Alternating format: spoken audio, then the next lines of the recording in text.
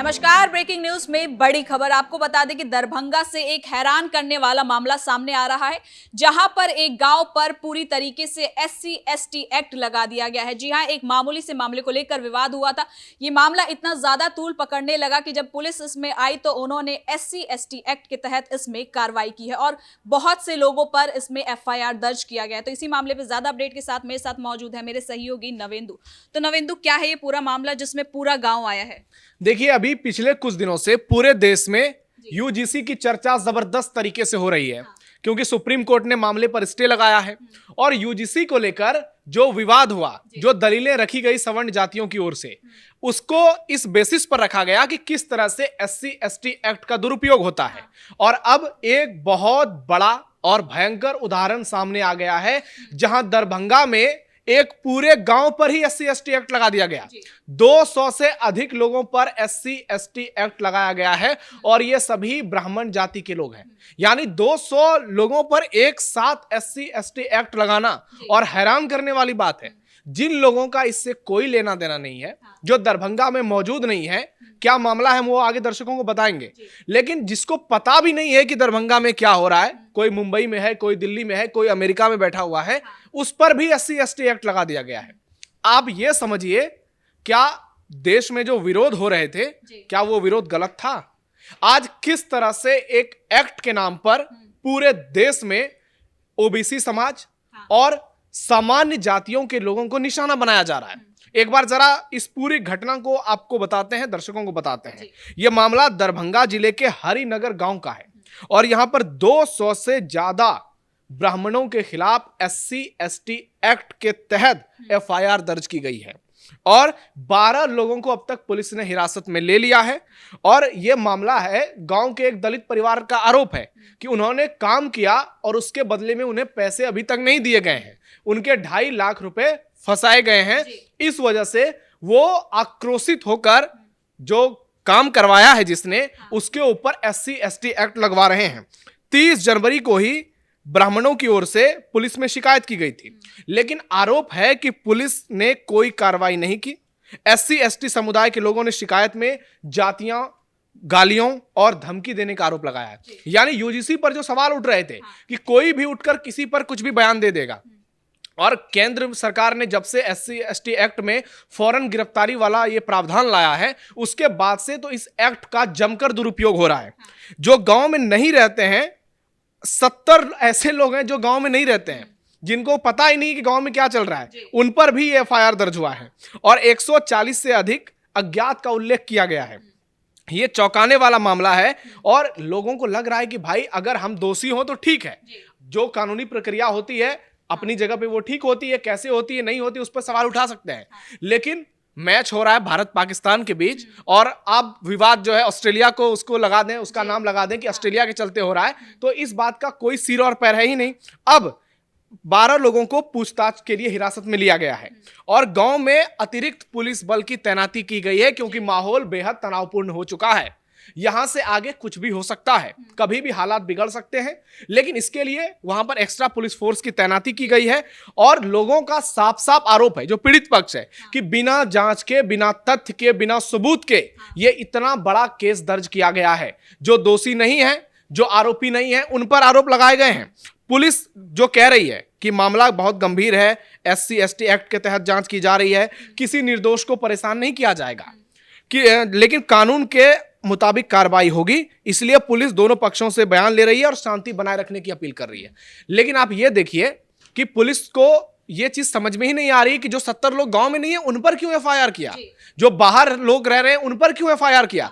यह सीधा सीधा बताता है कि आज के दौर में किस तरह से कुछ जातियों का शोषण हो रहा है, सिर्फ इस बात को लेकर कि पहले उन्होंने किसी का शोषण किया जिसका कोई प्रमाण मिलता है नहीं।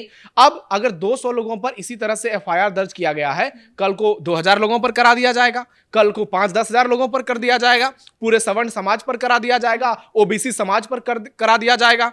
आप देखिए कि ये नफरत की ये जो भावना है आपको किस तरह से जमीनी हकीकत में तब्दील होती नजर आ रही है। इसमें कुछ गांव वाले लोगों का ये भी कहना है कि मामला इतना ज्यादा बड़ा नहीं था, पहले इस पे पंचायत भी हुई थी और ये अनुमान लगाया जा रहा था कि बहुत जल्दी सुलझ जाएगा, लेकिन इसको एक जातीय एंगल दिया गया है। निश्चित तौर पर आज देखिए गांव में बहुत सारे नेता हो गए हैं हर जगह छोटे छोटे मुखिया से लेकर वार्ड तक सारे लोग नेतागिरी में व्यस्त रहते हैं और इनको लगता है कि इनके पास सरकार ने एक ऐसा हथियार दे दिया है जिसकी बदौलत ये कभी भी सवर्ण समाज और ओबीसी समाज पर अत्याचार कर सकते हैं और इसी को हथकंडा बनाते हैं और इसीलिए विष्णु तिवारी जैसे लोग 20 साल जेल में रहकर आते हैं जिनका सब कुछ बर्बाद हो जाता है। और ऐसे एक दो मामले नहीं है, सैकड़ों लाखों मामले हैं। आप देख लीजिए किस तरह से लोगों को परेशान किया जाता है। कोई कहीं भी होता है, किसी से कोई छोटी सी दुश्मनी भी होती है तो SC/ST एक्ट के तहत मुकदमा दर्ज करा लिया जाता है और उसके बाद क्या होता है, जो पीड़ित पक्ष होता है वो कहीं का नहीं रहता, उसकी सारी संपत्ति खत्म हो जाती है, घर बिक जाता है, जमीन बिक जाती है, परिवार परेशान हो जाता है। विष्णु तिवारी के मामले में स्थिति ऐसी हो गई कि उस बेचारे की माता पिता की मौत में उसको पैरोल नहीं मिली। आप सोचिए, एक राजनाथ सिंह का भी वीडियो वायरल हुआ था, वो कह रहे थे कि ये कांग्रेस पार्टी है जो हम पर तानाशाही का आरोप लगाती है। जब मेरी माता जी का निधन हुआ था तो इन लोगों ने मुझे पैरोल तक नहीं दिया था मां के अंतिम संस्कार के लिए। क्या उसी तरफ हम फिर से जा रहे हैं? क्या हालात जो हो रहे हैं, और इसमें गलती पुलिस वालों की भी है। आप देखिए कि कई जगहों पर पुलिस वाले ही ये काम करते हैं, खुले तौर पर वो रिश्वत लेते हैं, पैसे लेते हैं और उसके बाद ऐसे झूठे केस भी दर्ज करते हैं।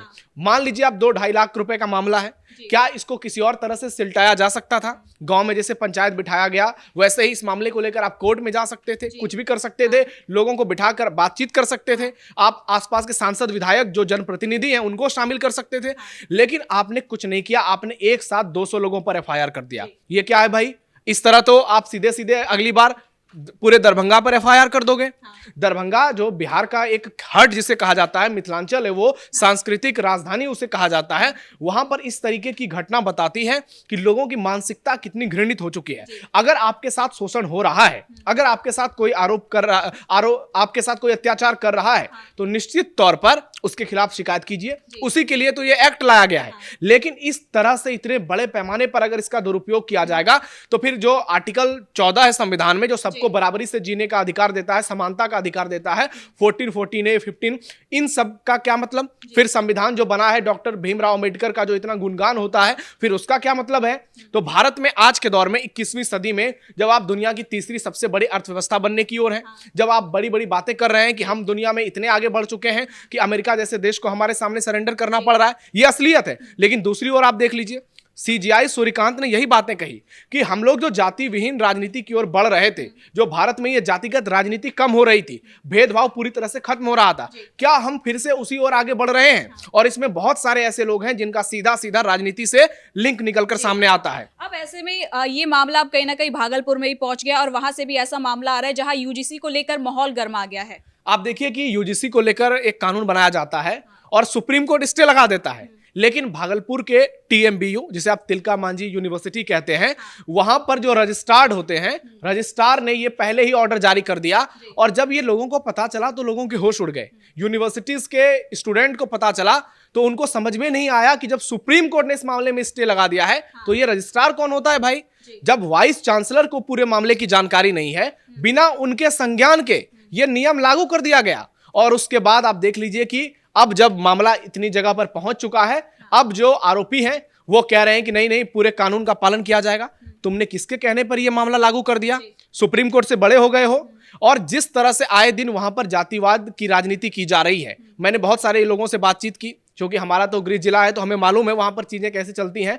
तो जो पीड़ित छात्र थे उन्होंने सीधा सीधा बताया कि यूनिवर्सिटीज में जबरदस्त जातिगत राजनीति होती है। वहां पर तेजस्वी यादव के कुछ ऐसे समर्थक हैं जो कि कई लोगों को सुबह से शाम तक परेशान करने में लगे रहते हैं। उनका एक ही काम है, मारपीट, गुंडागर्दी और TMBU कैंपस में सिर्फ और सिर्फ जातिगत भेदभाव परोसना। और उन्हीं लोगों के दबाव में ये कुछ जो TMBU के प्रशासनिक लोग हैं इतने ज्यादा जकड़े हुए हैं कि इनका मेंटली दिमाग अनस्टेबल हो गया है। ये कुछ समझ ही नहीं पा रहे हैं कि सही क्या है, गलत क्या है। और इनको लग रहा है कि ये जातिगत बोझ में इतने दब चुके हैं कि इनको लग रहा है कि किसी तरह से मामले को फंसाया जाए और किसी तरह से लोगों को परेशान किया जाए। लेकिन अब चीजें कंट्रोल में आ चुकी हैं और जो छात्र हैं वो सीधा सीधा कह रहे हैं कि अब जो है हम शिकायत करेंगे। और जो रामाशीष पूर्वेकर के नाम है रजिस्ट्रार का, जिसने इस नियम को लागू किया है, उसके खिलाफ FIR दर्ज कराएंगे। और अब उसके खिलाफ सजा के लिए हम कोर्ट से गुहार लगाएंगे, पुलिस से गुहार लगाएंगे, क्योंकि उसने पूरे यूनिवर्सिटीज को बदनाम कर दिया है। क्योंकि टीएमबीयू एक ऐसा यूनिवर्सिटी है जिसमें 50,000 से ज्यादा छात्र हैं। 1960 में इसकी स्थापना हुई। इस यूनिवर्सिटी ने देश को बड़े बड़े स्टूडेंट दिए। कई बड़े छात्र वहां से निकलकर आईएएस आईपीएस बने, कई नासा में गए, कई बड़े पत्रकार बने, कई बड़ी राजनीति में आए। और उसके ऐसे जगहों से जहां से आप देखिए पूरे भारत का नाम रोशन किया जाता है, बिहार का नाम रोशन किया जाता है, वहां इस तरह से जातिगत राजनीति की जाती है, इस तरह से गुंडागर्दी की जाती है और इस तरह से लोगों को परेशान किया जाता है। यानी एक तरफ एससी एसटी एक्ट, एक तरफ यूजीसी। हम किस दिशा में जा रहे हैं? क्या हम आधुनिक समाज बनाने की ओर जो बढ़ रहे हैं, क्या हम वापस से फिर वहीं पहुंच जाएंगे जहां से हमने शुरुआत की थी? और इसका खामियाजा उन लोगों को भुगतना पड़ रहा है जिसकी इसमें कोई गलती नहीं है। बहुत बहुत धन्यवाद नवेंदु इन तमाम जानकारी के लिए। तो कुल मिलाकर दरभंगा से ये मामला जो आया है ये काफी चौंकाने वाला है, क्योंकि इसमें जिसकी गलती नहीं है वो भी इस मामले में फंसते नजर आ रहे हैं। ब्रेकिंग न्यूज में इतना ही। कैमरा पर्सन कुणाल के साथ मैं सृष्टि शाह।